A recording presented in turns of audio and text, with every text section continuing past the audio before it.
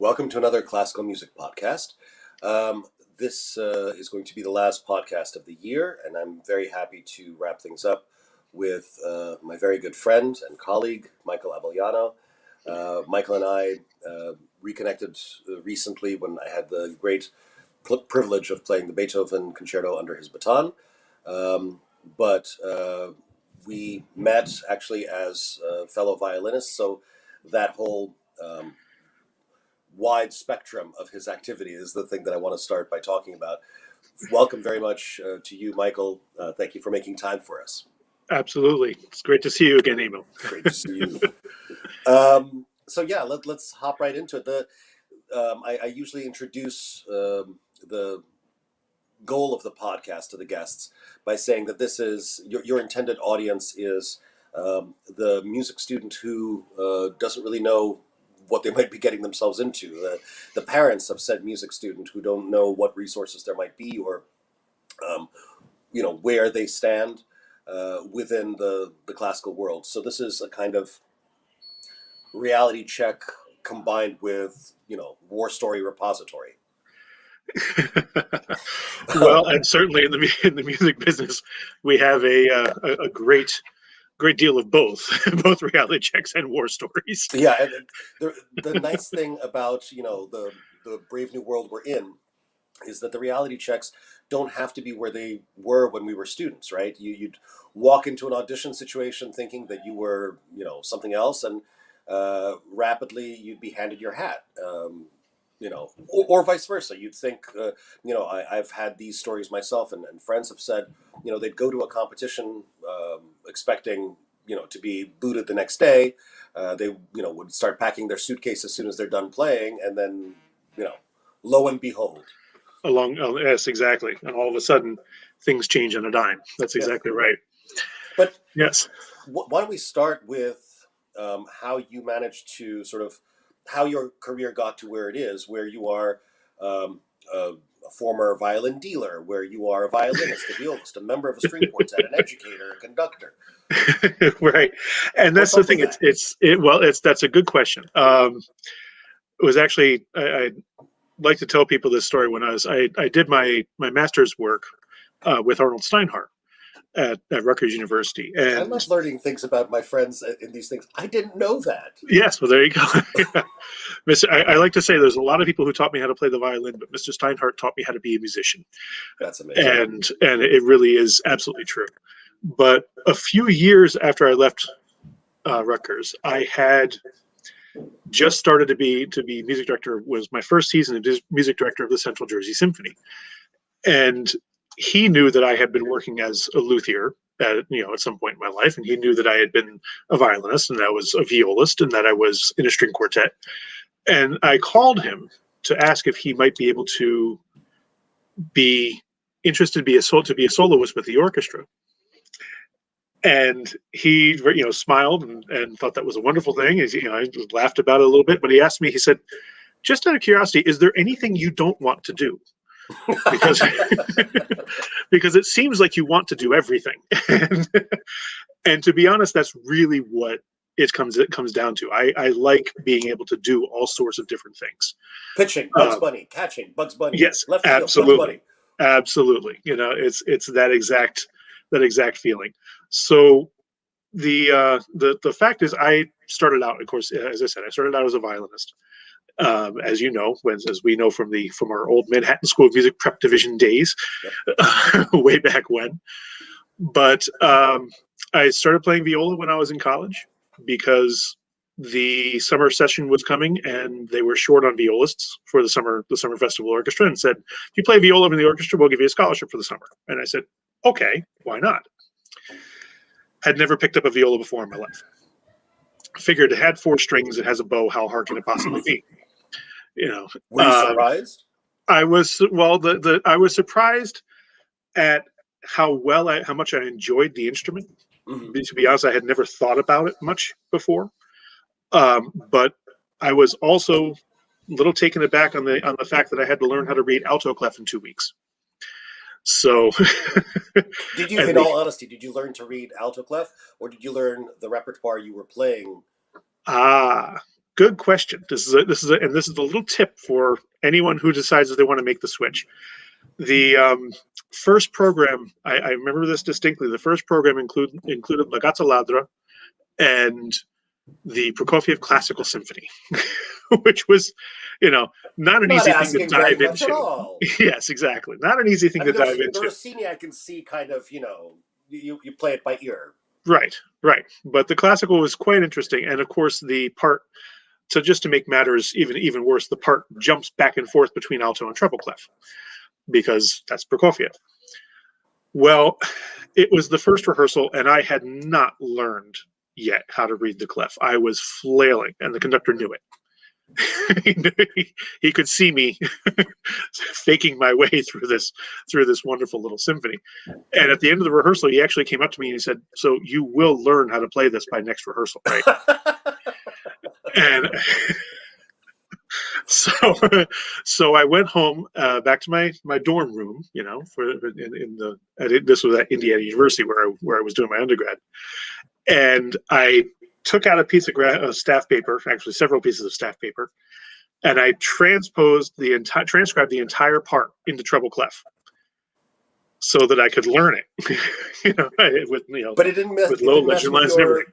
It didn't mess like you're looking at a thing in treble clef, Mm-hmm. and you start fishing for it on the string where you would play it on the violin. That didn't happen. Fortunately, I was fortunately kind of getting it early enough that I could say, "Oh yes, okay, the C string's down there.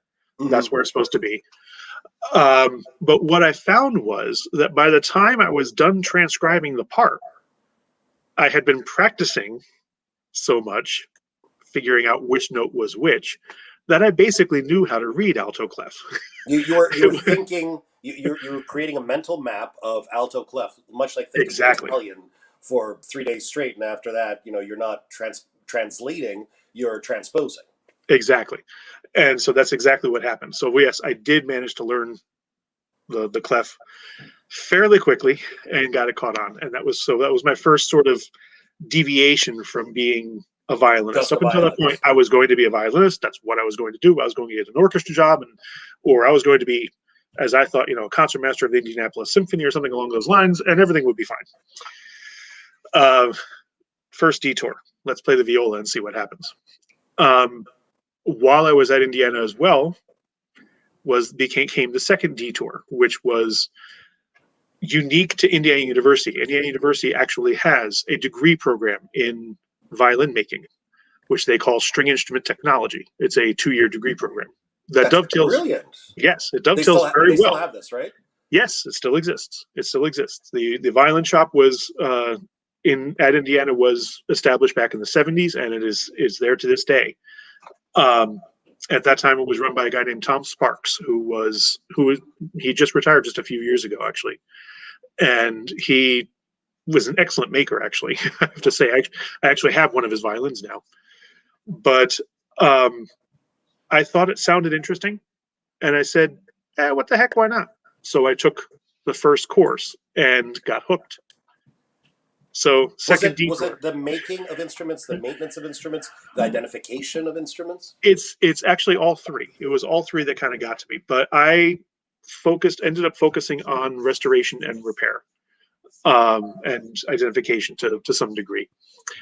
And because you could sort of tailor the program in either way, either facing towards new making or a little more towards restoration. And I chose the restoration route. So that was the second detour. And it proved a very, very long-lasting detour, because when I graduated, of course, you graduate from your bachelor's degree, you think you're going to go off and take on the world, and very quickly find out that the world is a lot bigger than you thought it was. Absolutely. Even coming out of a place like Indiana, where I knew so many fantastic players who were, who I, understood I would be auditioning against if I ever, took an audition for a professional orchestra. You still have that feeling. But it should be stressed that both of these detours so far are into fields where it's not that the competition is any less ferocious, but there is more demand almost. Yes, absolutely. There is more demand. As a violist, that is certainly true. And the violin making community is still quite It's small. it's a very small You know, community, and for restoration work, I just had a fairly good, $85,000-$90,000 instrument that a friend needed restoration on. And it's amazing, you talk to one person and you say, whom do you recommend? And you talk to another person, you say, whom do you recommend? And the same names will basically, float up. Watch out for this person. You can go to this person, but don't go there, and maybe go to one, two, or three. yes, exactly, exactly.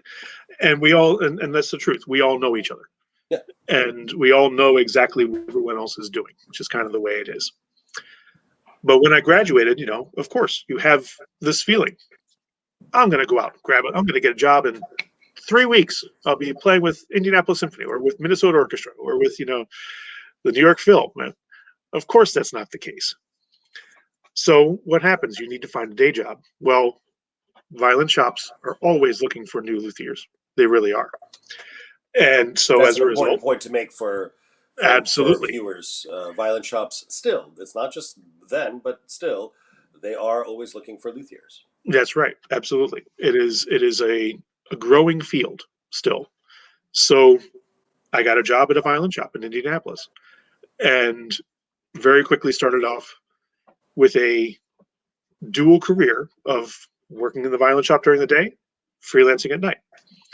And that career kept on going through jobs in Indianapolis, through a job with a shop in New Jersey, then through a job with a shop in New York, and then through a job owning my own shop for almost 9 years. You know, um, that was the way that my career unfolded, and I really, really enjoyed it. You know, for those who are listening, if you're thinking about the idea that hey, violin making sounds interesting, there are some excellent schools that are dedicated to teaching making. Probably the best known is the Chicago School of Violin Making, which is based just outside Chicago now. But there's also the Violin Making School of America in Salt Lake City. There's a school called the North Bennett Street School in Boston. And there's Indiana University. So if you decide you want to go to Indiana and be a And, music major, and all of by these all are means, schools do of it. violin making and restoration.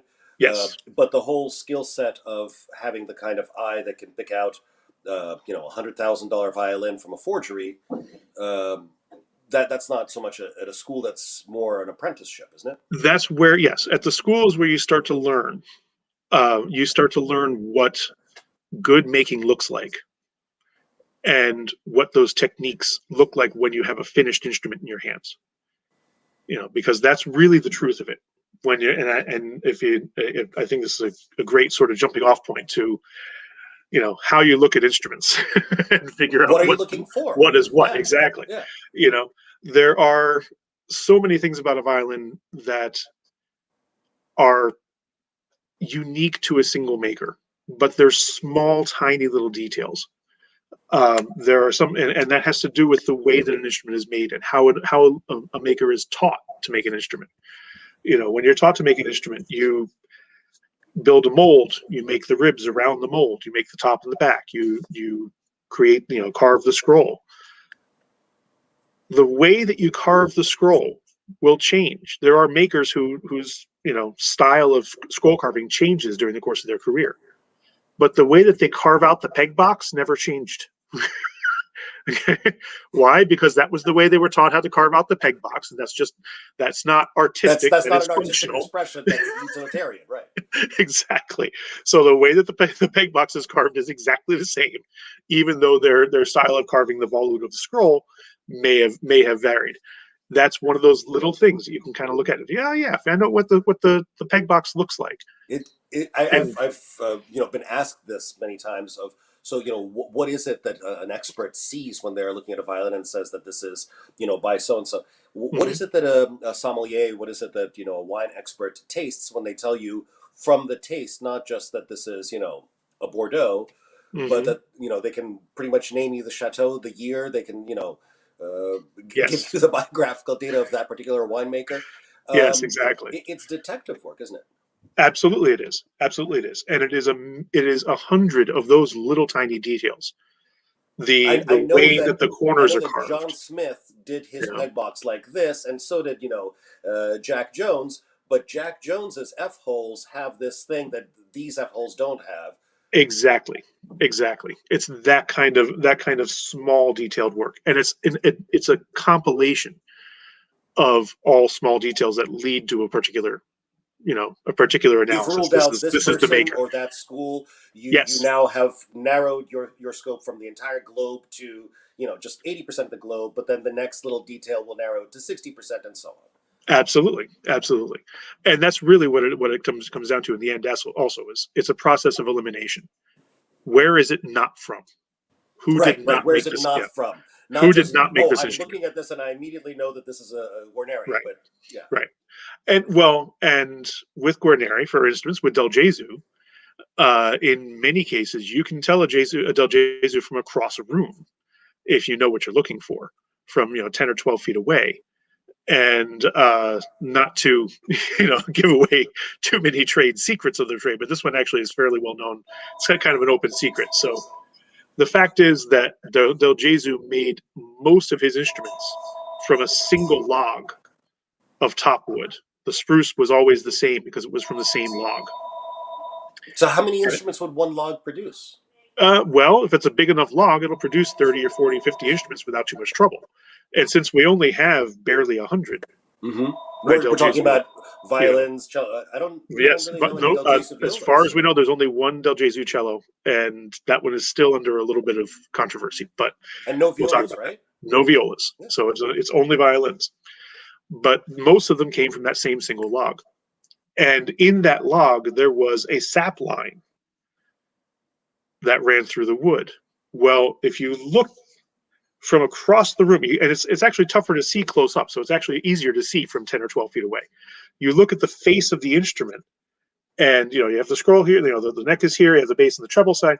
Right about here, there's this slightly dark brown line that runs through the wood itself. It's the That's on the coloring, treble discoloring of the side wood. usually. Yes, and that is a Del Gesù giveaway. So on Paganini's, this is like a specialized. Okay, let's nerd out on instruments moment, but I got to ask on the Paganini Cannon, Hmm. it looks like an indentation that I always Almost. was that I always thought was well, he must have rested his bow there or something. But that's the No, sap line. it's the sap line.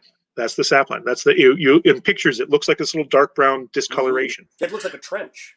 Yes, Yeah. and that is from the wood itself. That's from the spruce that he used to make the top, and it's in so many Del Gesus that it is an absolute giveaway. You can see it. Oh, yep, that's a Del Gesu. There it is, from across the room. I've been impressed many times. There are a few people that I know that are a little bit in your kind of camp of they trained as players and they expanded their activities into being, you know, if not makers, then at least appraisers. Yes. A friend of mine identified the Carcassian on which I play from a photo on Facebook, and the photo was taken at like twice the distance that I'm sitting from the screen now. So he's Hmm. seeing something that's like this big, and he types in, "Oh, what a beautiful Carcassi! When did you get that?" And I'm like, "You saw that from a really grainy bat, Yes. or once walking into a shop, opening a case where I super secretly had a Strad that I needed to show to someone, and instantly from across the room, my friend goes, well, "What's that you got there?" Uh huh. Absolutely. Absolutely. And that's where the training as a luthier. What will happen is as I said, you'll start to see what great making looks like, what the workmanship really looks like when you have an excellent instrument in your hands, and that more than anything else is the best training. That and seeing thousands of instruments Well, that's what I've over heard and over from again. the people whose opinions, as backed up by a paper certificate, Yep. which will cost you thousands or tens of thousands of dollars, how they gain that kind of expertise and how they gain that kind of reputation. Yep. You ask any one of them, you ask any 10 of them, and they will say, I've seen more instruments than you can possibly imagine. I have a good memory. Some of them will go so far as to say they've got an eidetic or photographic memory. And I've got this encyclopedia. Hmm. So Absolutely. when I'm looking at this, I'm not seeing this. I'm seeing this, and I can practically do an overlay of easily 20 other instruments that this reminds me of. Exactly. Exactly. So that's what really ends up happening. And it can be developed. You can develop the skill. It's not something that is just inborn. You're not born with it. It's not a Yes, perfect gift thing. Yeah. Having a very good memory helps. Absolutely, it does, but it's not absolutely necessary. What is necessary, though, if you have access to great instruments to look at, that is number one. Yeah. And not just to look at.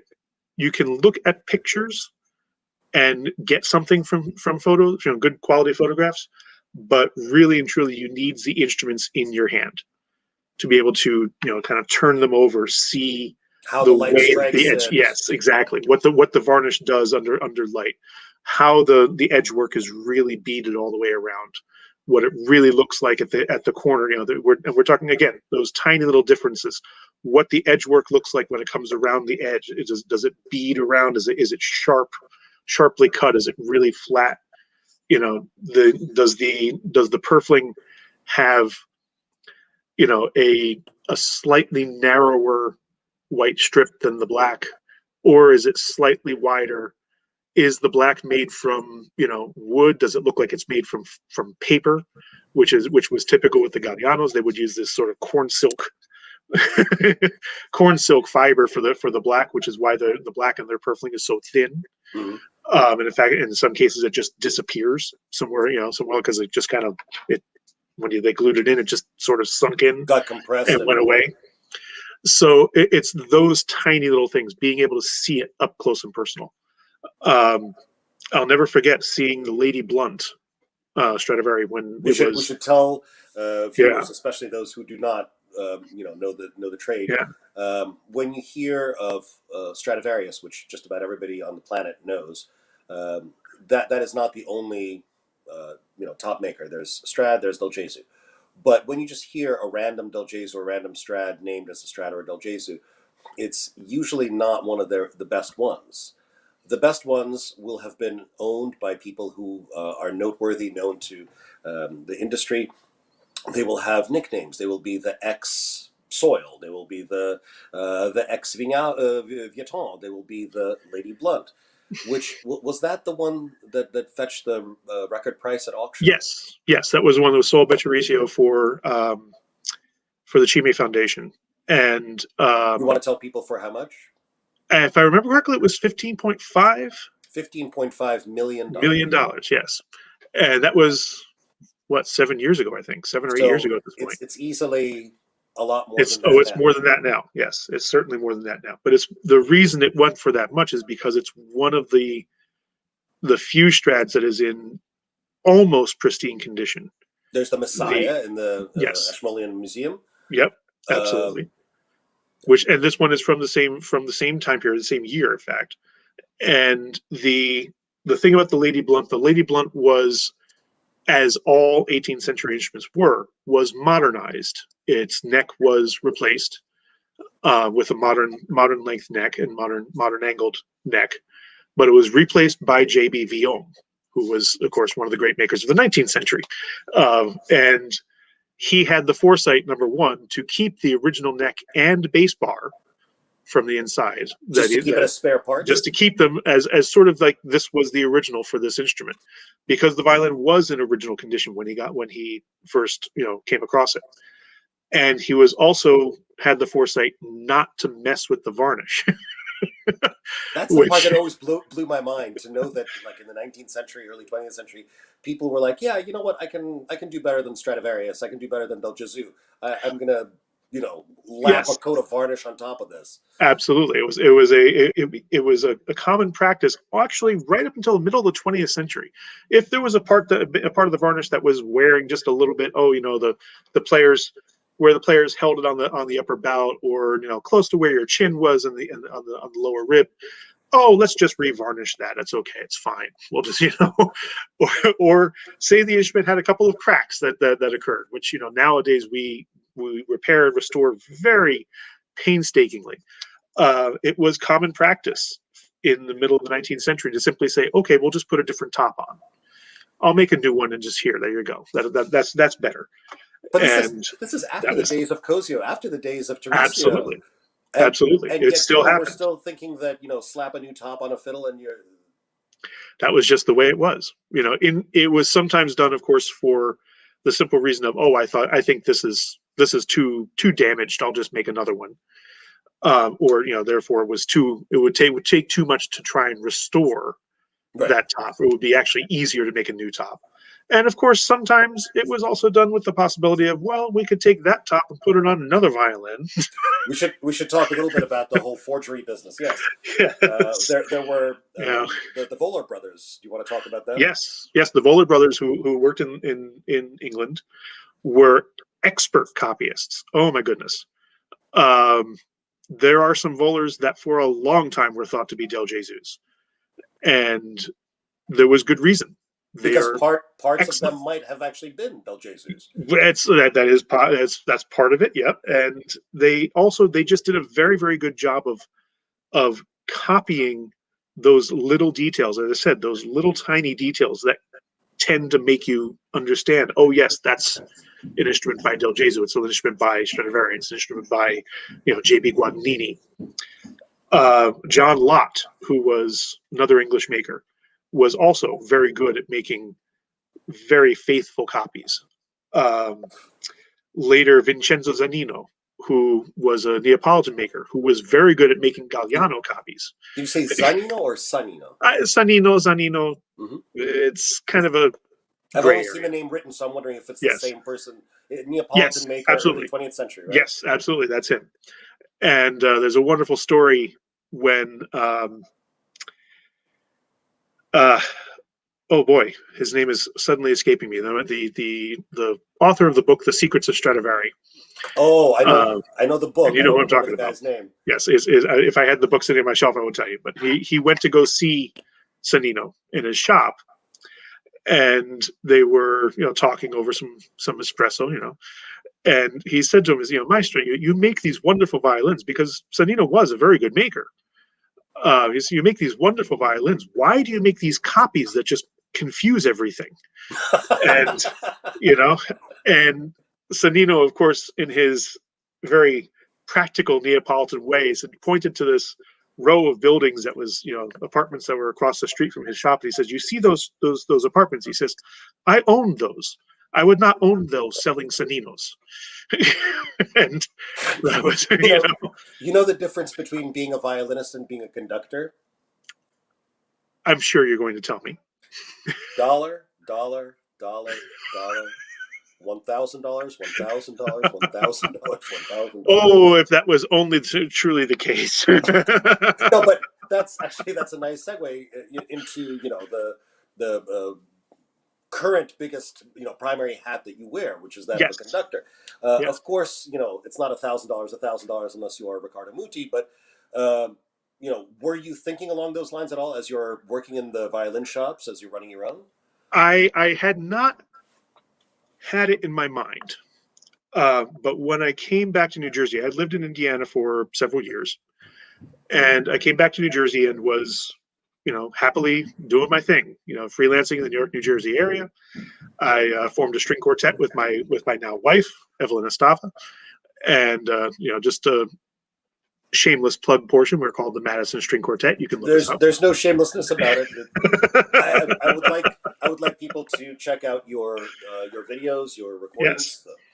Be happy to do so. I also have a website. It's called michaelavagliano.com. If you if you do wish to go see a little more about me.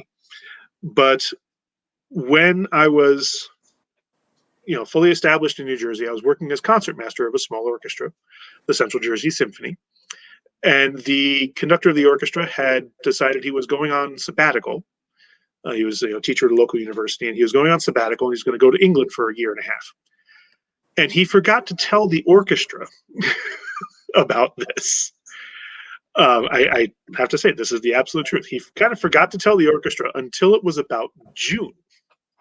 Now, for those of you who may not be, aware of how the concert season works, concert season generally runs from around September to May or June. So by June of a year, you are well into what are we going to be doing the next season? You should, next season's programs are chosen, the concert dates are chosen, everything's ready. And that's when he kind of said to them, "Oh, by the way, I'm going to be in England."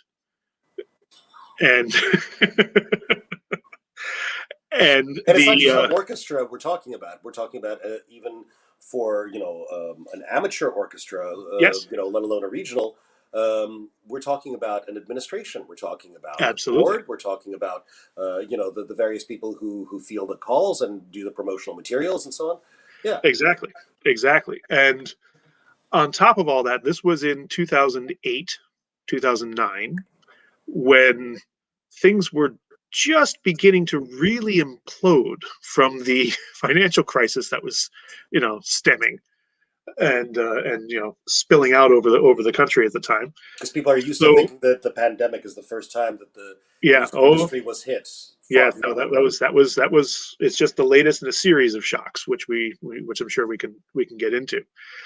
But as a result, of course, the board appropriately freaked when he told them this, and I was serving on the board as a musician liaison, and they kind of came to me and said, "Do you know anybody? Is there anybody you think could do this? Just could jump in?"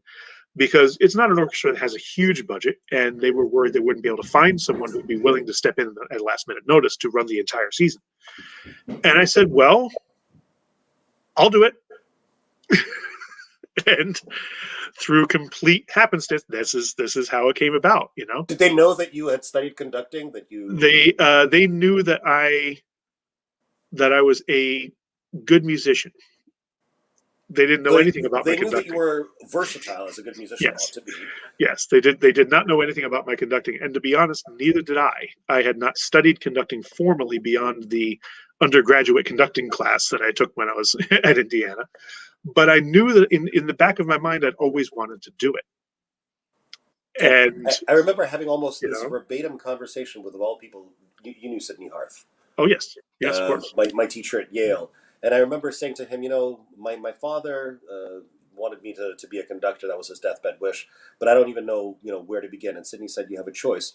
You could go to Europe and basically become, a gopher for an established conductor. It's a bit of an apprenticeship guild kind hmm of system. yes, But what will make, and Sidney was a magnificent conductor himself. What will make the what will make the first experience not your last experience is getting stage time, is getting podium time. So you could do the Europe thing, or you could find an opportunity to get podium time. yes, exactly.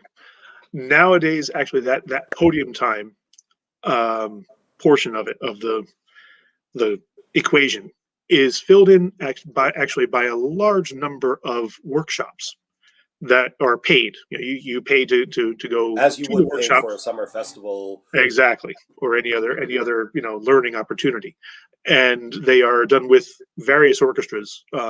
A lot of them are in Europe. There's a good number of them in the United States as well. Do you want to mention any of the ones in Well, which you're involved? the one that comes into my consciousness all the time are the international conducting workshops that are run by a friend of mine named Silas Huff. Um, he is a conductor, actually teaches at Washburn University in Kansas, and he runs a series of workshops that are all over the country and in Europe. The biggest one of them is in the tiny town of Kroměříž in the Czech Republic, which is in the eastern part of the country near Zlín, north of Vienna, about 2 hours, give or take. And it's a beautiful, beautiful place to be. And it happens to have a palace that was owned by the Archbishop at one point or another of Kroměříž.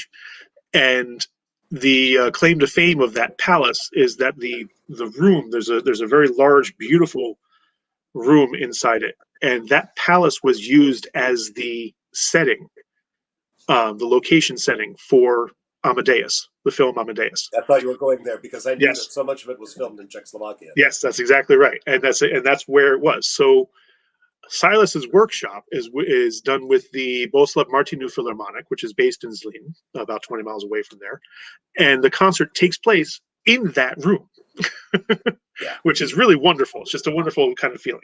So I again, shameless plug, but by all means, young conductors, if you have a chance, go to Kromergis. It's a lot of fun. It really And is. if you can't go to Czechoslovakia, just be aware that there is this resource that if conducting is something that you have been fascinated by, interested in getting involved with, you know, can of course become a hanger-on, but then it's you Yep. in a small army.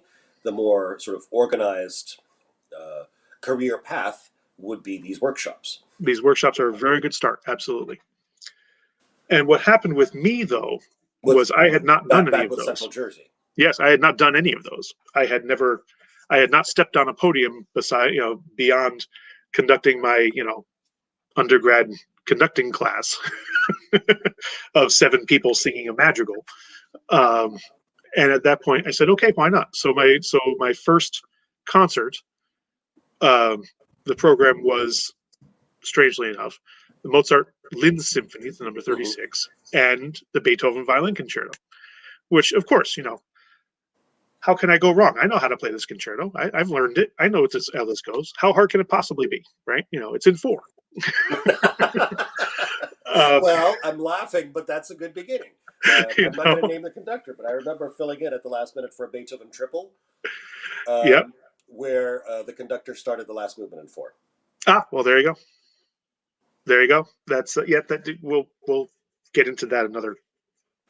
That's a whole other kettle of fish. But I did decide, okay, that's what the program was going to be. Strangely enough, my soloist was my then wife, soon to be wife, actually at the time, Evelyn, and she did not know, strangely enough, that this was the first time I had stood on a podium in front of a full orchestra. If she had, she would have been a lot more nervous, I'm sure. But fortunately, I knew, knowing her, knowing that we had been playing in a quartet for the last 6 years together, that I knew what she was going to do before she was going to do it. So accompanying her actually was very, very easy.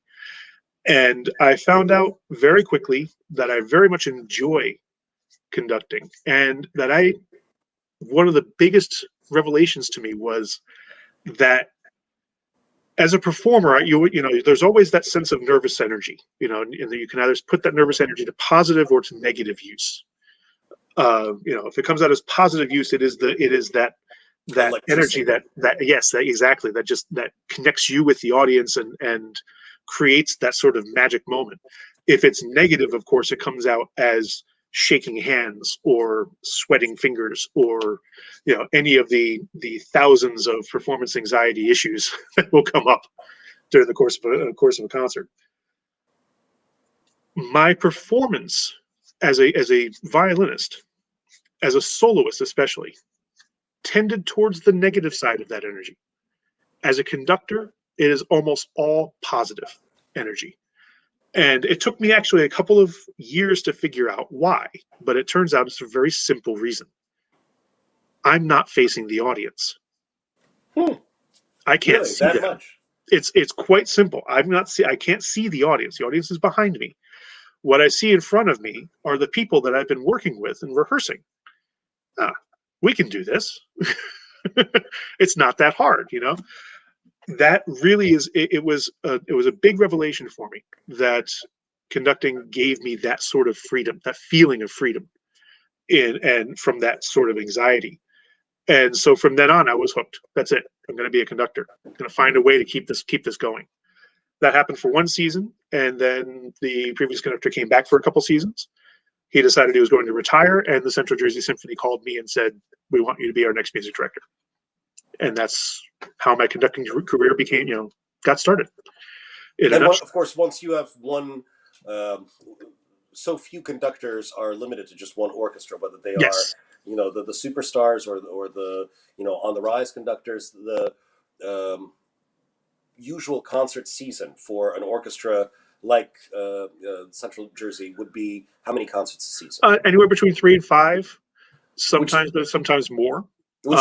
which leaves plenty of time for For a second or third yes, orchestra, exactly.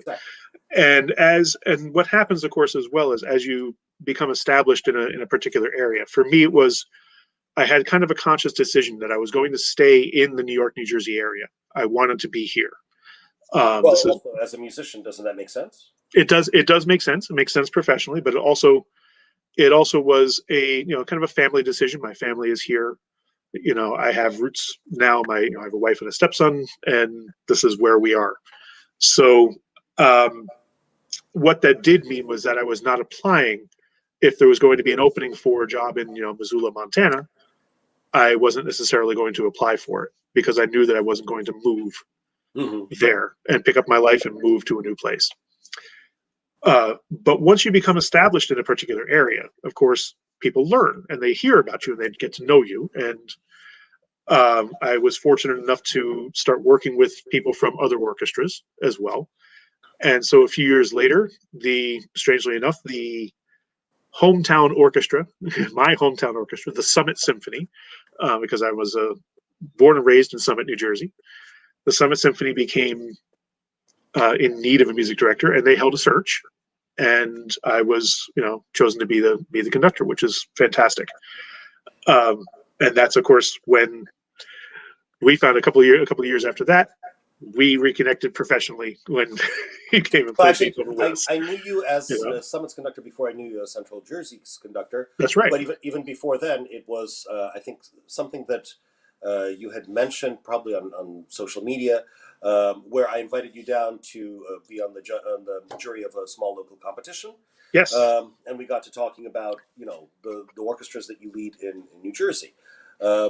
It's one of those things I find so often where casual conversation. I had the exact same sort of story from a former student of mine, with whom essentially a casual conversation led to an involvement with a major music festival as an administrator and rising through the ranks of that festival. But Yes. how easily could that conversation might not have happened or might have gone a Right. different route? Right. If we hadn't gone to lunch. Right. If I had said, oh, it's okay, I'm going to get a cup of coffee or something, I'll be back in an hour. These things are the glue that keep a career going. The glue that keep connections together, As soon as you talk move networking, you're things forward. talking about the unforeseeables, right? Yes, exactly. If I had not actually, going back as a violinist, if I had not by random chance been called by a friend to go to the Killington Music Festival in 1998 because he was putting a quartet together and needed a violist. And therefore, if I had not decided to take up the viola 3 years earlier, but if I had not done that, I would never have met my wife. So Yeah. she was one of the first violinist of that quartet. And by the same token, I would never have met a friend of mine named Kevin Sy, who encouraged me to get in touch with Arnold Steinhardt to go study with him at Rutgers University. These are the things that happen. I'll tell you and the viewers, and by the way, for the viewers, I should point out that usually in the past we've opened the floor to questions at the end of these chats, but the floor is currently open and will remain open until we decide it's time to go and have dinner. So if you have any questions, just please make sure that you post those questions in the comments of this podcast on the Kirov page. The Kirov Academy's page. Last time, I think someone was asking questions, but unfortunately, it was coming to my personal Facebook page, so I didn't see it until after we had concluded. So if you're watching and you don't see your question pop up in the comments on the Kirov page, we don't see it either. That said, speaking of casual conversations that lead to good things, they sometimes a casual conversation might go the wrong way. So please, for those of you kids who are watching, make sure that you know who you're talking to and what you're talking about. Yes. I'm going to tell, when I was getting ready to go to the Queen Elizabeth competition, I came to rehearse with, I wasn't that time playing with Michael Shepard. This was before I met him. And I don't remember who I was rehearsing with, but I do remember that I came to Peabody, where I was not a student, to rehearse. And as I'm sitting in the courtyard, or the cafeteria, but I don't think they had a courtyard then, the violin case is next to me. The very famed professor at the time, Burl-Sinofsky, came down, saw my violin case, saw my unfamiliar face, sat down and started talking to me. And there was immediately this kind of simpatico thing. I didn't realize that he was about to be on the jury of the Queen Elizabeth competition in a couple of months' time. And he was asking me things about, like, so where do I go to school? With whom do I study? And I told him, but I went through my entire list of teachers, Hmm. beginning with my very first teacher, Larry Slutsky, who was at that time teaching at Peabody. I went through the list of teachers, and Sinofsky said something about, something I'm not going to repeat, but highly unfavorable. And I thought he was talking about Larry Slutsky. So, of course, I leaped to Larry Slutsky's defense. I'm like, no, I think he's a wonderful teacher, and especially for, younger kids, for beginners. But, for me, I could not have. And I basically, I'm singing the praises of this teacher, but not mentioning him by name. And crucially, Sinofsky is not mentioning by name the person that he is talking trash about. Yes. And we had a very pleasant but ultimately unfruitful conversation, at the end of which he retired to his studio to teach, and I retired to wherever I was going. And 3 months later, 2 months later, we're across from one another, where I'm playing at the Queen Elizabeth competition. It turned out that he was trash talking a teacher about whom I have nothing good to say, and with whom I was studying at the time. Had I known this, I would have agreed with him wholeheartedly. There you go. Had that conversation gone a slightly different way, I might have that day signed up to study with Sinofsky 2 months before the Queen Elizabeth competition. It's always possible. These things do happen. So yes, it's a good thing to know, especially in the world of freelancing and in the world of making your way as a young player, right? Especially a young player.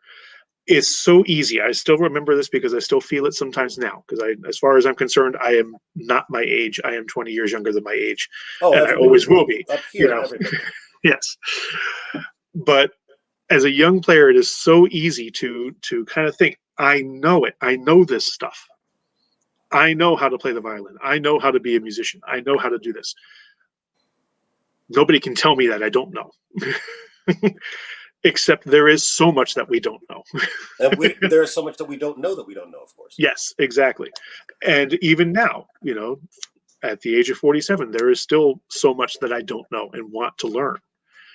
Um, it's not the not knowing part is not the sin. Oh, absolutely. There's no Yes, such thing as the stupid question, except the right, question that you didn't dare to ask. exactly.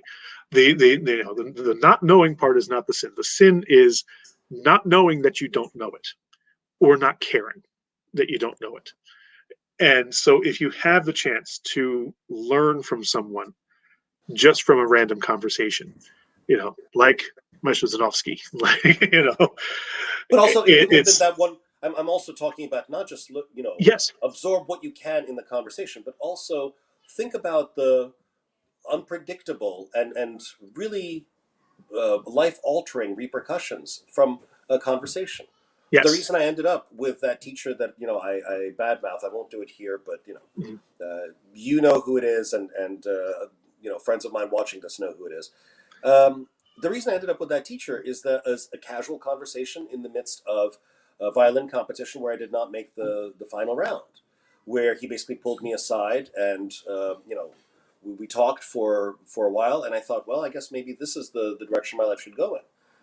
Had that conversation not happened, I probably would not have left New York to study with mhm, that person, and it would have been a very different, you know, the what if would have been yes, unpredictably different. yes. And, speaking of decisions that we might look back on and say, maybe that was not necessarily the best decision I've ever made. Um, there was another detour back in the day to a violin shop in New York that was quite large and very well known, and I thought was a great opportunity to learn. And to be fair, I know the shop you're talking about. Yes, To be fair to you, anybody invited to work at that shop would have thought it's a great opportunity to learn. absolutely, absolutely, and I did end up learning quite a lot. My good friend Julie Reed Yaboa, who Uh, is, an absolutely lovely person and yes, absolute top of her craft. yes, and she and I, share sort of a war buddy status, having both worked at that shop. She for far longer than I did. I will freely admit that I was my tenure at the shop was mercifully brief, but it was a shop that imploded, and it imploded for bad financial reasons from the owner. The owner who had made these questionable decisions to, engage in things that give the violin trade a bad name. Yeah, You know, that's a very good way of putting it. Misrepresenting instruments and doing things that just don't that make the rest of the industry just look at you and say, why are you doing this to us?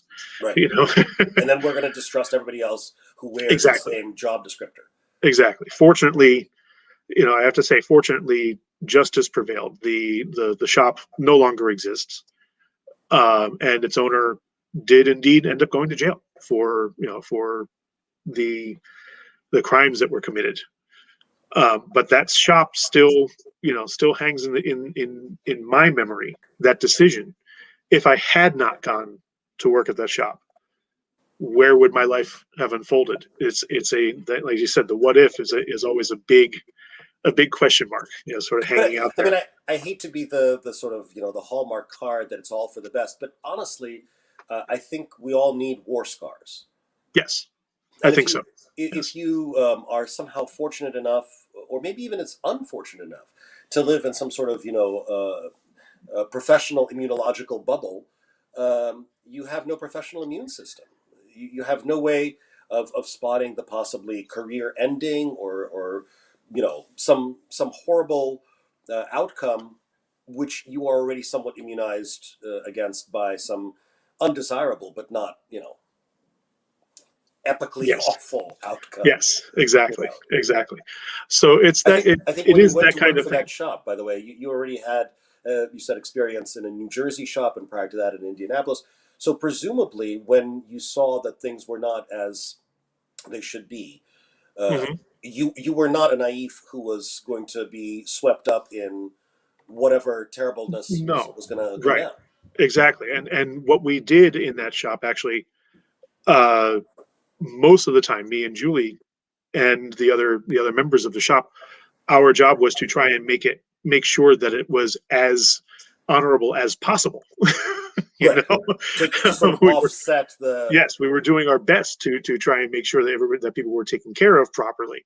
And then something would happen, and we would all kind of just put our head in our hands and go, "Oh my God, why do we have to deal with this now?" But that's the way it works. You try to make a bad situation better. And there did come a point where I finally said, "Enough is enough. I'm sorry. This is it. I'm done." And I resigned. And it was at that point that I kind of started to reevaluate how things were going in my life. And I was that started your last realizing violin trade position? I actually, well, I ended up actually opening my own shop Oh, for a that was little after. while Okay, as yeah. well. Yes, that was after my experience in New York, and I and so I opened as opening up my own shop.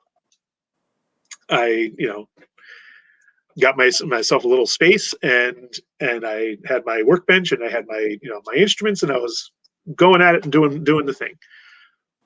What kept building, what kept growing all the time that I was doing that was my conducting activities. I was, working with Central Jersey Symphony. Then I worked with a small orchestra down in South Jersey called the Manalapan Symphony. And then I, got the job with the Summit Symphony. And then I started teaching at Drew University and, teaching violin and viola and running their orchestra.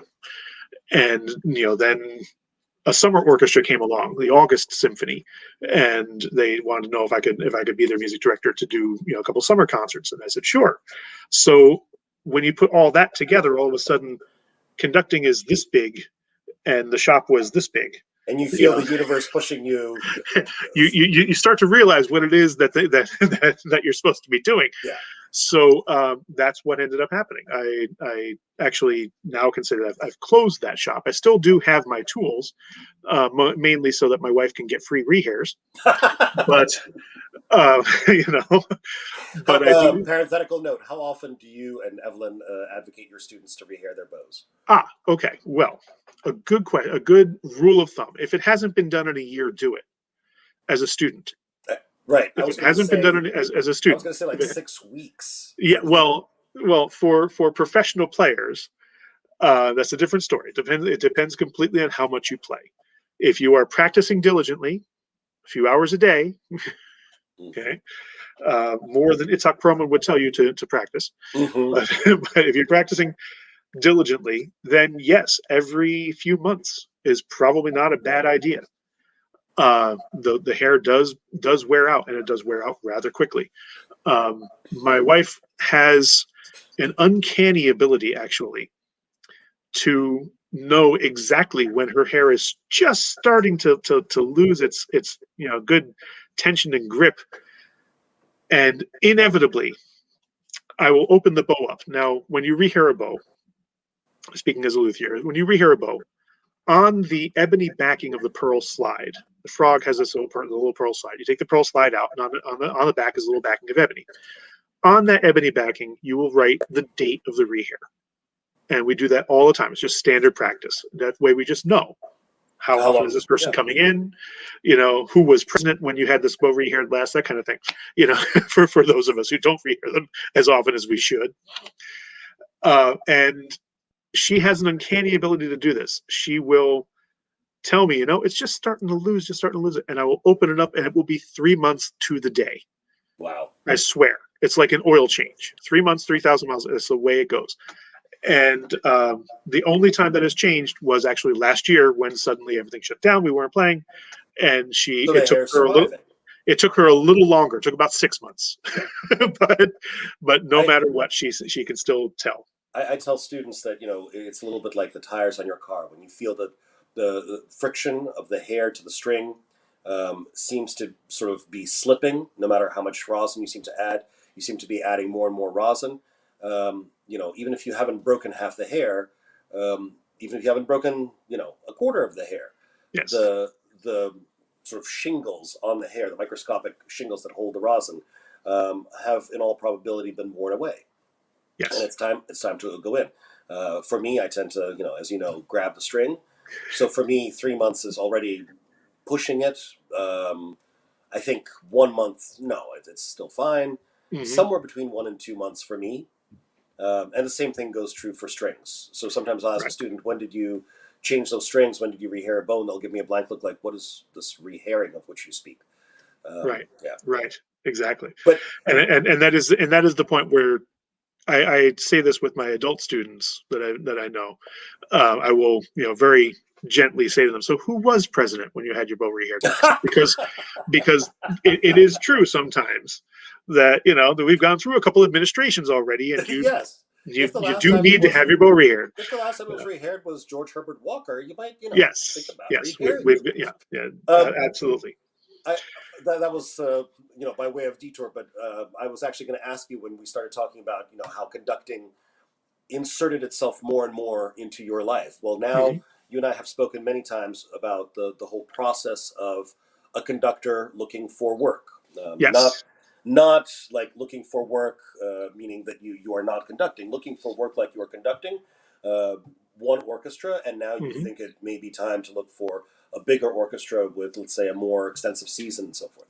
Yes, So absolutely. talk a little bit about the process that the different levels of orchestras and the process that each of those levels will go through for a conductor search. Right. Well, okay. So when an orchestra needs a new music director, it depends completely on the size and budget of the orchestra.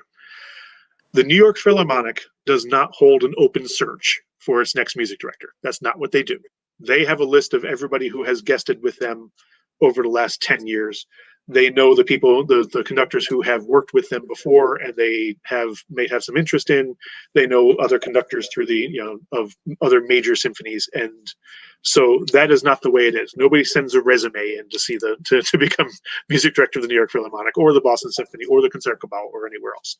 And what sets these orchestras apart, we should point out, aside from the subjective level of quality, which is, of course, Mhm. they are the world's best orchestras, but you personally may dislike the Philadelphia and like New York Phil or vice versa. Right. But what sets these orchestras apart and into a class together and of their own is budget. Yes, absolutely. It's You the want to give budget, people and you want to give people an idea, like Oh a well, I double A mean, orchestra budget you're talking about anything that's $50 million and up, per year? from per year. Yes, that is annually per year. And as a result, what happens is they have a 52-week season. Their music director is never there for the entire season. No one conducts 52 weeks a year with the same orchestra. So they use a series of guest conductors, and that's 9 times out of 10, that is the stable from which their next music director will be chosen over time. However, that then limits it to a very, very small number of conductors. The way you get to that point, if you're ever going to get there, is coming up through the ranks from regional orchestras to what we call major symphonies.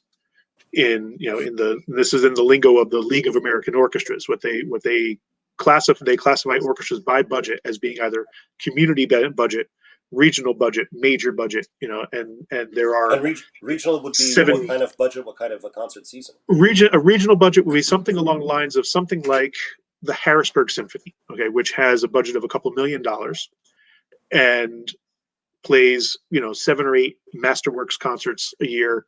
We'll do 4 or 5 pops concerts a year as well. So they're working with a season that's maybe 15 to 18 weeks long, 20 weeks long, perhaps. Consecutive weeks. Consecutive, yes, over the course of a season. That will be from September to May. Now, those weeks, they have those seasons, and that's the way it will work. But they're working, the orchestra's season will be maybe 26 weeks. It'll be 6 months long, but they'll be actually working for maybe 15 to 18 of those weeks. The next step up from there is something like the New Jersey Symphony, which is a major symphony, but does not have a 52-week season, does not perform all year round. And of course, all of these numbers of week of seasons are, prior to March of 2020. Right. This is the way it worked. The world of the long ago and far away. Yes, all of this may change drastically in the next couple of years. We don't know for sure just yet. But the New Jersey Symphony, on the other hand, will have a season that is about 26 or 28 weeks long, and they are playing all 26 or 28 of those weeks. So they are just have more concerts and more activities going on beyond just masterworks concerts. So when an orchestra, say the size of the Harrisburg Symphony, decides they're going to have a music director search, they put it out there and say, we are going to have a music director search. And if Stuart Molina happens to be watching this, no, Stuart, I am not trying to, hope that you suddenly decide to retire. I'm just putting it out there as an example. And thus your feuds begin. Yes, the Capulets and the Montagues had a podcast, I'm sure. Yes, Stuart and I are old friends. It's okay. I mean, I played in Harrisburg for a long time, and actually, he gave me he was a person who gave me a very, very great opportunity. I want to talk about the idea of random conversations and random things happening. One day I was driving to Harrisburg to play a concert weekend with the Harrisburg Symphony. And as I'm driving there, I get a call from Diane Witchery, who is the music director of the Allentown Symphony and has long been a friend and mentor of mine. And she lets me know that there's a small orchestra in upstate New York whose conductor has gotten sick, has the flu, and will not be able to conduct their concert. This is a Thursday. They have a dress rehearsal on Friday and the concert Saturday night. And I said, I'm on my way to Harrisburg. I'm about to go play a gig. What am I supposed to do? Because Harrisburg Symphony, I would get there on Thursday and play rehearsals and have a concert Saturday and Sunday. That was the way it works. And I thought about it for a moment, and I said, look, I'll do it. Because it's a conducting opportunity. I had to try. And I was suddenly, still driving to Harrisburg, thinking, okay, what are the consequences going to be of me, walking up to Stuart and telling him I can't play this weekend? Were you principal viola or? No, I was in the violin section, in the first violin section. And so I walked up to Stuart. I got there early, and I said, okay, I gotta wait for him to arrive. He walks in, and I made a beeline for him. I said, Stuart, I have to talk to you. I'm sorry, but I have to talk to you. And and I told him, I said, look, I got this call. It was an hour ago. I told her I would, how to make this work. And he didn't even bat an eyelash, to his credit. He didn't think twice. He said, take it, go do it. It's a cool opportunity. Go do it. Don't worry. We'll find somebody. It's not a big deal. Okay. It's okay. Don't worry about it. That was a wonderful thing on his part. It was not something he had to do. He could have very well said, what in God's name were you thinking saying yes? You know, it was very easy, would have been very easy for him to do that. By filling in with that orchestra, I can, played that concert with them, did the concert with them, was really wonderful, went very well. And the principal oboe of that orchestra happened to be the principal oboe of another orchestra, the Newberg Symphony, which was about to have a music director search. And it had not been announced yet, but it was going to be in a couple of weeks. And he was on the orchestra committee for that search. And he came up to me after the concert and said, you have to apply for this job. And I said, okay, I will, of course. Why not? I ended up being a finalist for that search. I did not get the job in the end. They ended up choosing someone else, but that's okay. That's kind of the way it goes. But I did end up being a finalist for the search of that orchestra. If I hadn't said yes, if Stuart had not been gracious enough to allow me to do this, there was no way none of that would have happened. Yeah. So we'll talk about random thoughts. And in terms of being a finalist, is it one of those things where when you are applying for the next position, yes, absolutely. The credibility that you have is partially the things you've done, including being a finalist in a previous search for a different orchestra. Absolutely. That's a big thing. And one of the most knowledgeable people in the world about how music director searches work and how the business of conducting an orchestra's work is Henry Fogle. Henry is a past president of the League of American Orchestras, was the president of the Chicago Symphony, was president of Roosevelt University. He just retired from that position just recently, and is just one of the most knowledgeable and one of the nicest people I have ever met. And Henry would say that as one of the biggest things you have. One of the best things you can have on your resume as a conductor is that you were finalist for this orchestra. You were finalist for this orchestra. That makes much more sense to a committee to look at you more seriously, and it gives you much more credibility because there was another orchestra that already said, yes, you could do this job. You on the committee of orchestra number 2 are not going out on as much of a limb. You are thinking about this candidate, and orchestra number 1 has already thought of the same candidate. And so that's the way that it'll work. Now, what happens in the music director search, it's kind of arcane. What you do is you send in a resume and a cover letter. You and about 250 other people will do that. And about 175 of those 250 applications will immediately be discarded because by whom and why? By the committee that is set up by the orchestra to review those applications. And the committee is usually board members and musicians from the orchestra together. If the orchestra knows what it's doing, there are musicians on the committee. If hopefully that is the case with every search. I can't say it always is, but hopefully that would be the case. The next round after that is a video round. They'll ask you to send video samples. And this is the part where Henry would always say that it's really kind of a crapshoot. There really is not anything that he can say that will get you through to the next round of a video, whether your video looks, is with an orchestra that is very, very good or is orchestra that's of lesser quality. It doesn't really matter.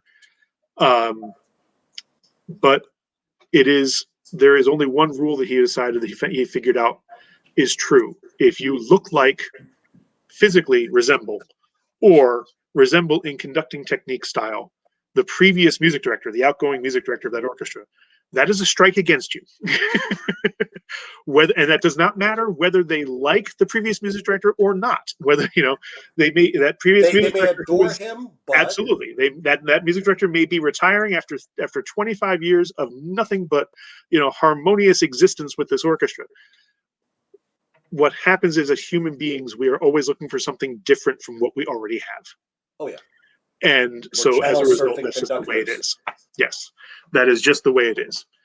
Now, I have to admit, I learned all this from my interaction with Henry over the last few years. And let's put this out there for another shameless plug moment. The I actually created, this is the third, that now third rail, past violinist, conductor, educator, the part that's the educator part of this. I have created workshops of my own for conductors. One is a practical workshop of technique that was established at Stony Point, New York, with me and Mark and Thakkar, who taught for many, many years at the Peabody Conservatory, and is a well-known pedagogue in the conducting field. And last year, because we could not have that in-person workshop, I created a workshop with Henry Fogle that was specifically geared towards the search process and the interview process, which is the next step past the video stage. Once you get past the video stage, you have an interview that's usually conducted. Normally, it would have been conducted previously by phone or in person. You would actually fly out to where it was you were applying for, and you would have an interview in person. Of course, now all of those that has drastically changed, and all future interviews will be conducted via Zoom or Facebook Live or any other way of video conferencing. And so I created this workshop for conductors called Conducting the Interview, and it's going to be happening again this summer. Hopefully, I'm working on getting a particular date for that now.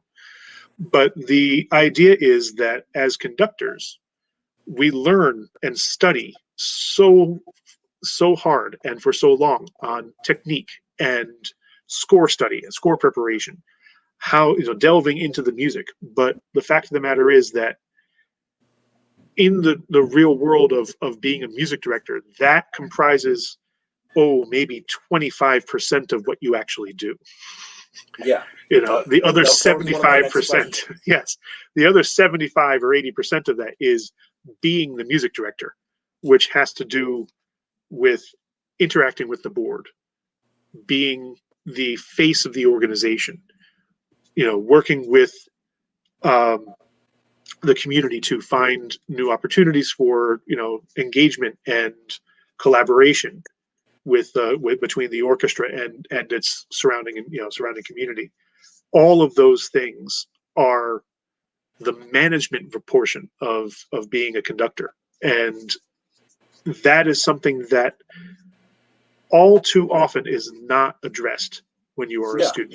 It's not at taught. All. It's assumed you'll pick it up somehow, right, as you go along. Exactly. And so I thought that it was very important to be able to give young conductors a chance to figure out this is how this process goes, so that you can start to learn how actually being a music director works and what it is that you have to do. Can you give us sort of the elevator pitch, the nutshell description version of what it is that you teach in this course? Well, yes, actually, it's geared specifically towards the interview itself, the interview portion of the search. And an interview will generally take about 20 minutes, maybe 20 or 25 minutes. You have to know a few things. Number one, the first question they'll say that they'll ask is, tell us about yourself. Well, that means you have maybe 2 minutes to give them, something about yourself. There are so many interviews that I have watched, old interviews and interviews that Henry has watched. He says, from time immemorial, when he has served on committees and when he has consulted with orchestras to help their search.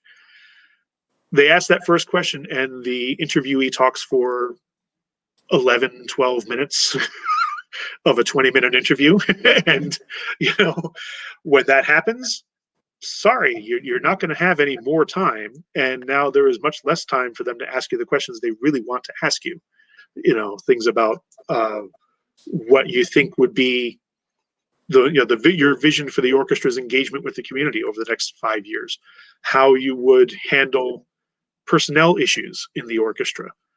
Say there's a player in the orchestra who's been there for a long time, whose playing is no longer up to the level of the orchestra. How would you address that? That is not always clear, as much as you would think we'd like it to be in sort of a union bylaws kind of thing. or the contract with the orchestra, it's not always clear how that's addressed and how that's handled. And it can be handled well, and it can be handled disastrously.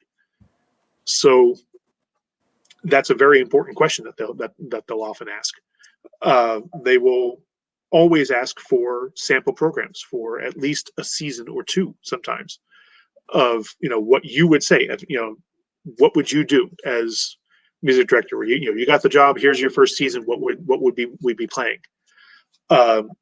So all of those things are things that you have to think about long beforehand. Well, I mean, for example, You with the know, programs, you would be irresponsible not to look at the previous couple of seasons of the orchestra, absolutely, so that you're not pitching them either things that they just did last season or things that they would not do in a million years. exactly. And it's a very fine balance that you have to strike. You have to have a vision of what your approach to an orchestra as a conductor will be. What is your programming going to be?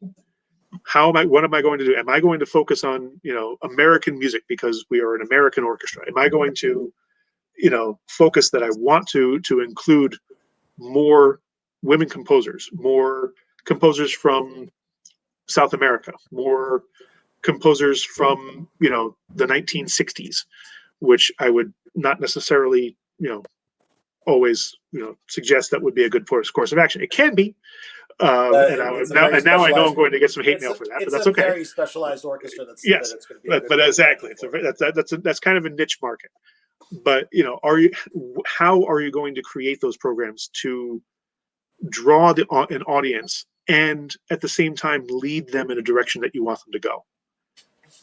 It is a And job search, um, like any other job search, where they have to know what they would be getting. But I think so many people think that it's all about how much you practice and how hard for a conductor, how hard you study the score. yes, Um, Whereas there's even someone who focuses only on one side of their professional career, on just performing as a violinist. You would not be well served to do nothing but sit in the practice room and practice. exactly. Exactly. You have to get out and you have to think of it in the real world. And in the real world, there is one, when I talk about reality checks, there is one immutable fact in this country. Roughly 1.5% to 2% of the population of this country listens to classical music on a regular basis. So where do you get that number from? That's from an old study from the League of American Orchestras from a few years back. And as But far as I can tell, they've done that study many times over the years, and it has not changed. It may be up to 2.5% now. Okay. I mean, I remember seeing various articles decrying the graying of the audience, Yes. the fact that audiences are getting older, and those articles date back from 1920. Yes. No, and that's true. That is true. That's the one thing that is the one piece of optimism that you can have with this is that there was a long time for you see it from the 20s, and you would see it again in the 50s, and you saw it again in the 80s, and then now again 5 years ago, the average age of the audience was 55 to 60. Well, it stayed at 55 to 60, and then 55 to 60, and then 55 to 60. What happens is people come to classical music a little later in life if they are inclined to be listening to music in the first place. But the truth is that it's never much above that 2%. Well, my follow up was going to be, I remember reading a number closer to like 13% in terms of the radio audience. Yes. Watching it's this what they were, and I should clarify what the study looked at was people who listened to classical music live, either in concert or on concert form or going to a there's festival or passive at home consumers. yes, there are passive consumers at home, and that is what a lot of orchestras found out this past year.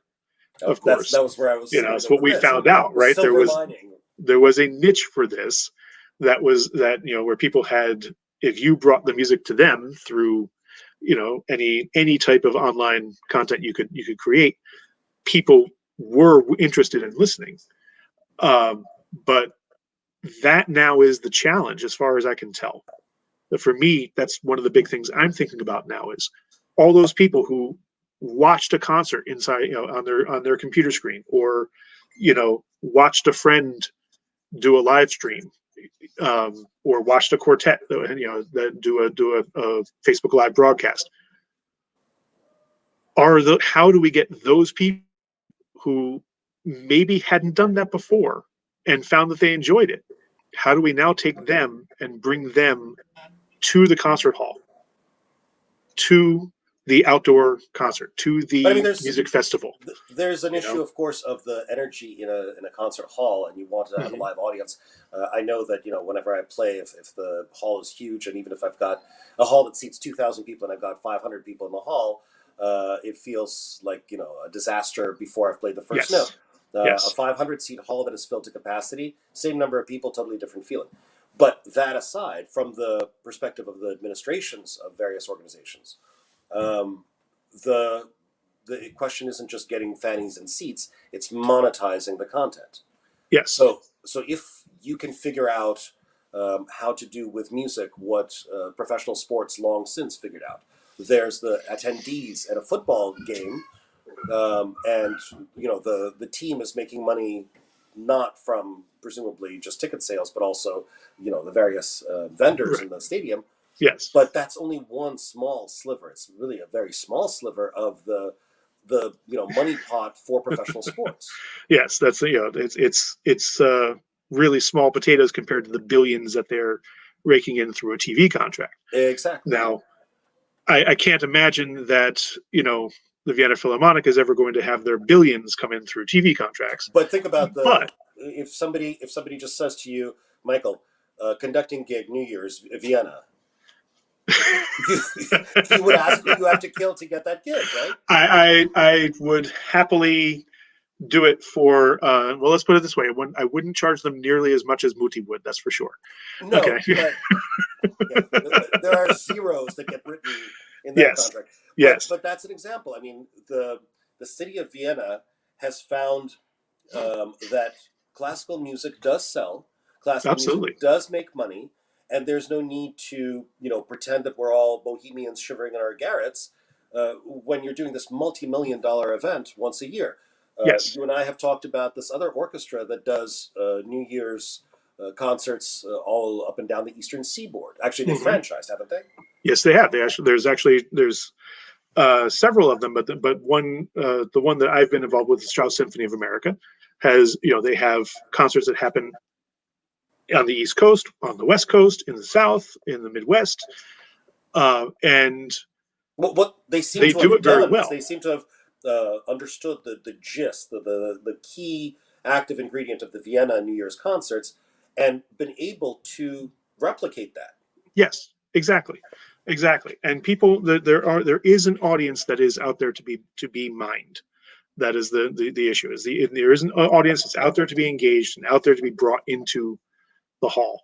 It's going to be the big challenge coming forward from here, is going to be getting those people that we now have identified through online content, and getting those people to take that next step and come to a live concert. Is there And is there that's another next step besides the live concert? Is there another next step that you would, as a well, music director, you would want? once you get them in as a live concert, yes, you want them to become regular attendees, and then from there, you would love the next step would be that they would make a donation, because of course, as we know, with orchestras, every orchestra in the country being a nonprofit organization, that only about 20% of the orchestra's budget at most comes from ticket sales. I mean, you The rest, dream of 30%, but to talk about yes, 50 or 75 no, is absurd. certainly doesn't work that way. And then the rest of it, of course, comes from donated income. Donations that come from either from grant sources or and the vast majority of it from individuals. So just You like know, in your America, local to paid public explain this to radio the station. to explain this to the viewers, for example, in Korea, in America, we don't rely on government support of artistic institutions. Such support, for one thing, is just traditionally, culturally, not as understood to be important here, sadly, but also is privy to the whims of politics. Yes.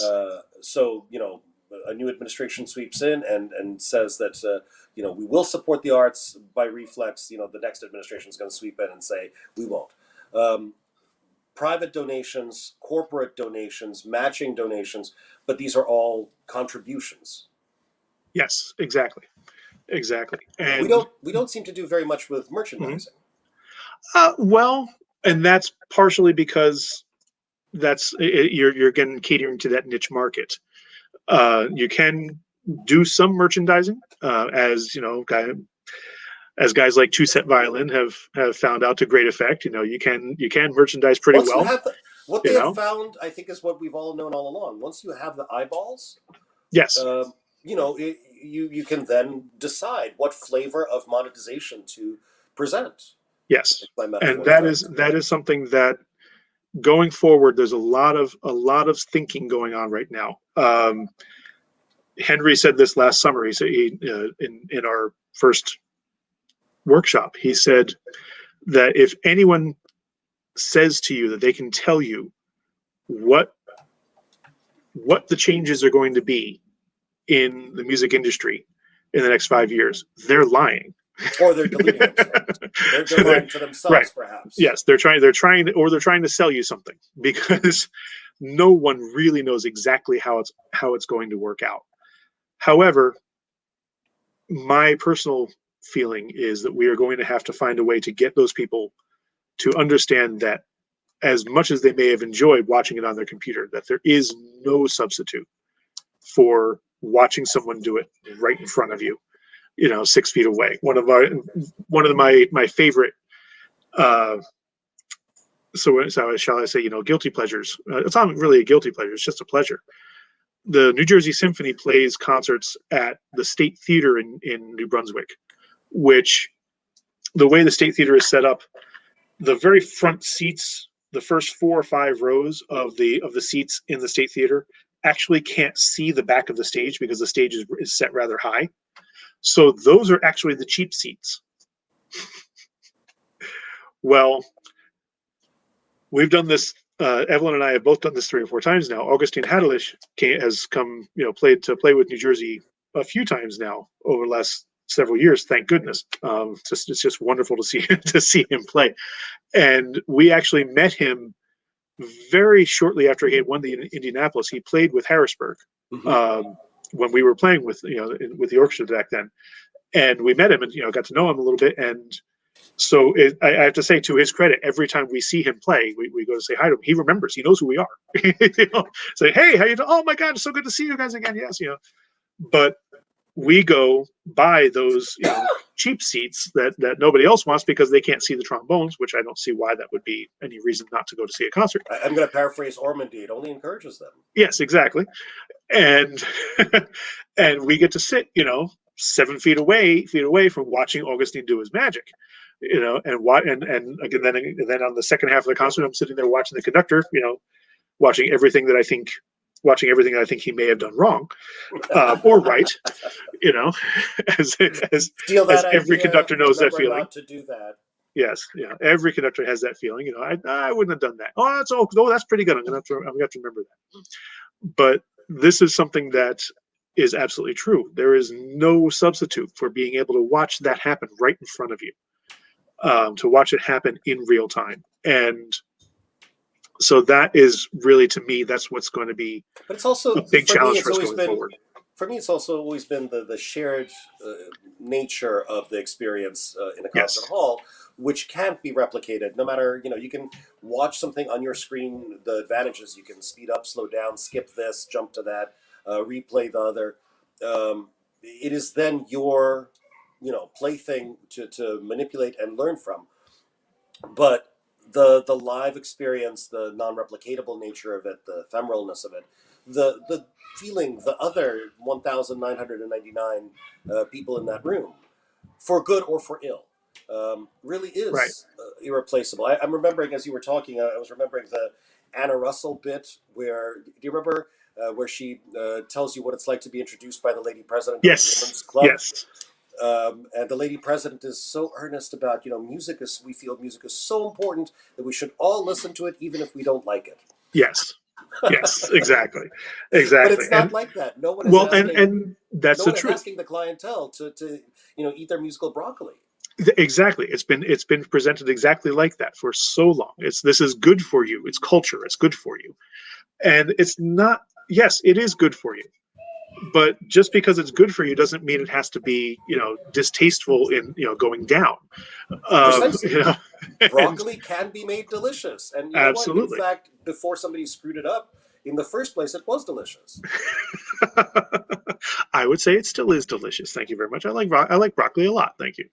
But it's true. It's absolutely true that is the way that it was sort of, and that is kind of that you know strange sort of way of putting it to people that this is really important and we have to listen to it. No, we want to listen to it. This is We pleasurable. want to It's enjoy it. It's exciting. fun. It's Yeah. exactly. This is, and whether it's fun from a perspective of the music is just absolutely, bubbly and effervescent. That's one thing. It's also can be fun and pleasurable because you are getting into the mind of a composer. You get to hear what that person was thinking at that moment. And as a conductor, I think about that a lot. That is, in sort of those sort of metaphysical terms of being a conduit Time for the music. travel. Yes, it is. The Ken Kiesler would say it this way that for those of you who don't know, Ken Kiesler teaches at the University of Michigan. He's another very well-known conducting pedagogue, and he would always say that you are the conduit. You're not conducting. You are conduiting. You know, between the conduit between the score and the orchestra, between the orchestra and the audience. And another conducting teacher of mine, mentor of mine, Carl Topola, would say there are superconductors and semiconductors, and it all has to do with the amount, That with the goes way through that you you. can transfer that energy exactly, you know, and that's just the Yeah. way it is. So Well, yeah, I mean, all of the musical profession, conductors, instrumentalists, singers. I've always said that the composer has carved a statue, um, and you are the composer's the Pygmalion, and he carves yes, Galatea, and you are Venus, and you have to breathe the spark of life into Galatea's nostrils and turn the statue into a living person.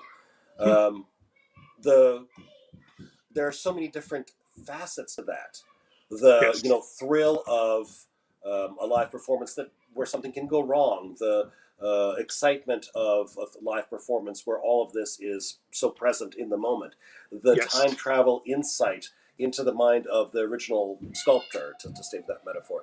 yeah, So yeah, come and hear your local orchestra, and perhaps after you hear your local orchestra, come and hear the major double A orchestra for which you might have to pay a little more and drive a little further. Um, but one of the things that is great in this part of the country, I would say, is that an hour and a half of driving will take you to at least five of the best orchestras in the country. yes, absolutely. That is a wonderful thing, and it is a kind of an embarrassment of riches that we have. So if there was one way that I would kind of sum all of this up, it would be that through this whole career that I've had as a performer, as a conductor, as finding a way to educate and help the next generation of players and conductors now. It really, in the end, is about trying to make that connection with the audience. It's about trying to make a connection with other people, um, and make that connection through music in And any way that you can. the fact You that know, the connection is essential, if you are a human being, it's essential. yes, The fact that music is irreplaceable, well, I can't think of too many other um, endeavors um, where you can make a connection simultaneously with 2,000 people. yes, exactly, exactly, and it is so enduring and so durable, and at the same time, it is completely ephemeral because it happens in that moment and then it's gone, and what's left is the experience. You know, that's something to me that has always been kind of magical about a great moment in music. Is that That's it will exist in that moment, and then what's left is you have to remember it. You know, yeah. But that's and the that's part that really I am wonderful. looking. Right now, I am living on memories as a performer. For the Yep. past 16 to 18 months, Yep. um, that's what I'm looking forward to. When we come out this, because I do think we will come out the other side, and I do Absolutely. think that you said it was Henry who said that anyone who tells you how it's going to shape up is lying or self-deluding. Um, Yes. I agree with that 1,000%. We have no clue what it's going to be like. It may even be exactly like it was before, although I don't think so. I think we as an industry have learned from this experience. Yes. Yes. I think we have, and I think it's going to be a way to.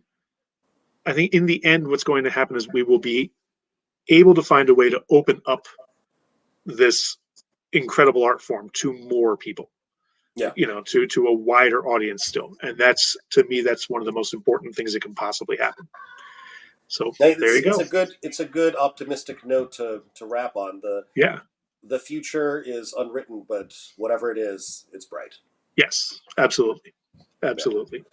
I Michael, I really, really thank you for your time, but I also want to direct anybody who's watching this, whether they're watching right now or revisiting this next week somewhere on YouTube or on Facebook. I want to direct them to your webpage.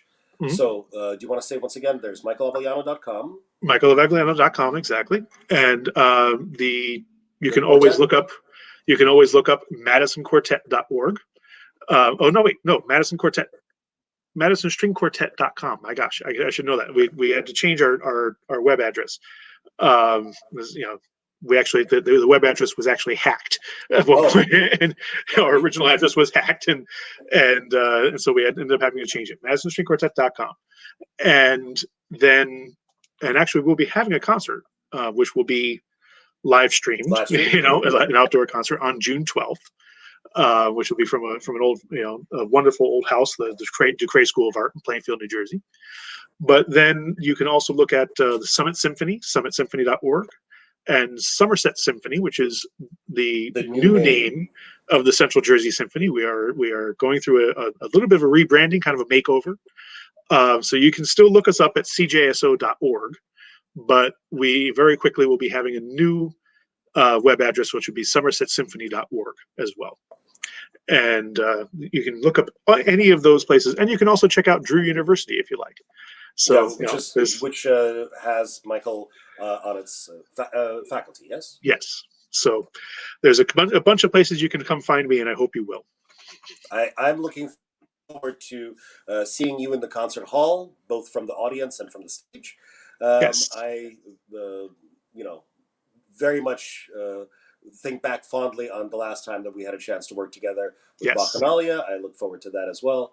So again, just yes. thank you for all that you do. Oh, it's my pleasure, and thank you for having me here today, Emil. It's been really wonderful. My pleasure. Until the next time. Yes, exactly. All right. Take care. Awesome.